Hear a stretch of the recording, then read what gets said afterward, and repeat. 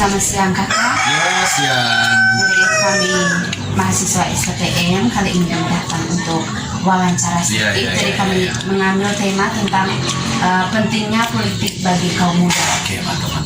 Di sini kami menyiapkan 5 pertanyaan. Yes. Kita langsung saja ya. Oke. Pertanyaan pertama, mengapa kaum muda perlu belajar politik? Mengapa kaum muda perlu belajar politik? Yang paling utama, tentu sebagai mahasiswa kita harus belajar, harus tahu dulu politik itu apa, arti dari politik itu apa.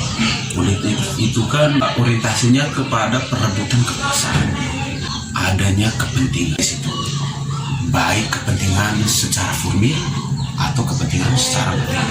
Itu yang paling utama. Kita lanjut ke pertanyaan kedua. Silakan. Bagaimana dampak pendidikan politik bagi generasi muda saat ini? Berbicara tentang dampak itu ada dampak positifnya, kemudian ada dampak negatif. Kalau dampak positif itu sebagai mahasiswa kita juga harus peka kepada berbagai kecurangan dalam kehidupan politik. Dampak positif itu tentu membekali kehidupan mahasiswa ataupun masyarakat mengenai politik itu. Karena di dalam politik itu ada sesuatu yang membawa kita kepada suatu kemajuan. Baik dari segi ekonomi, segi pendidikan, segi kesehatan juga bisa, maupun dari segi yang lain. Kemudian dari sisi negatif ini, dia lebih kepada suatu cara yang tidak menggunakan moral dan etika dalam berpolitik. Itu tentu sebagai mahasiswa kita harus menghindari hal-hal seperti itu. Untuk nomor 3, bagaimana cara meningkatkan partisipasi kaum muda tentang pentingnya politik? Ya. Berbicara politik, memang harus ada yang namanya partisipasi politik. Sebagai warga negara, ya memang itu menjadi hal yang merupakan suatu kewajiban dan keharusan untuk menjalankan politik itu. Untuk partisipasi politik, apalagi dalam urusan kenegaraan itu, tentu kita harus meminimalisir yang namanya golongan putih dalam pemilihan struktur kabinet kenegaraan. Dan partisipasi politik ini memang harus sesuai dengan mandat undang-undang. Misalnya pemilihan itu ada batasan umurnya.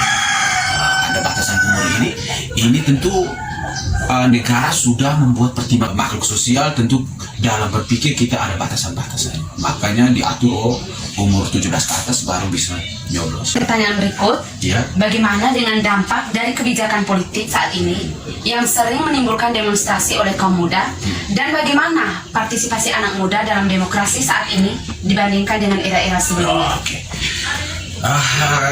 Di pertanyaan nomor 4 itu intinya adalah kebijakan politik yang dapat menimbulkan demonstrasi untuk kaum muda lagi sebagai mahasiswa. Hal yang mau saya sampaikan intinya, kabinet dalam struktur kenegaraan itu melalui pejabat-pejabat dalam tata negara itu mau membuat keputusan itu tentu sudah artinya berpikir kebaikan atau manfaat dari membuat keputusan ini seperti apa. Dan sebagai mahasiswa kita jangan terlalu termakan oleh kata-kata ataupun tindakan dari para kaum oposisi yang sebenarnya ingin menjatuhkan Pancasila dan Undang-Undang Dasar kita. Tujuan mereka itu kan hanya untuk mengambil simpati rakyat melalui kebohongan mereka kepada publik. Itu saja. Intinya kita mau berdemonstrasi harus memahami dulu dampak baiknya itu seperti apa, dampak buruknya seperti apa. Pertanyaan terakhir, perbedaan partisipasi politik di era sekarang dengan era-era sebelumnya. Kita bandingkan antara era Orde Baru dengan kita sekarang di era. Kalau di era Orde Baru itu masyarakat, apalagi dalam kehidupan sosial politik itu dalam keadaan tertekan. Artinya tidak ada demokrasi yang jelas, partisipasi masyarakat juga minim sekali, kemudian transparansi pemerintah dalam hal politik itu sangat kecil. Kalau kita bandingkan dengan sekarang justru kita bisa rasakan sendiri, jauh lebih bagus, jauh lebih maju, artinya jauh lebih mendidik kita untuk menjadi mahasiswa, menjadi pribadi yang lebih peka terhadap kehidupan politik. Terima kasih kakak, terima kasih atas waktu dan penjelasan singkatnya tadi. Semoga penjelasan ini juga bermanfaat untuk kami ke depan. Terima kasih. Semangat mahasiswa. Ya. Indonesia.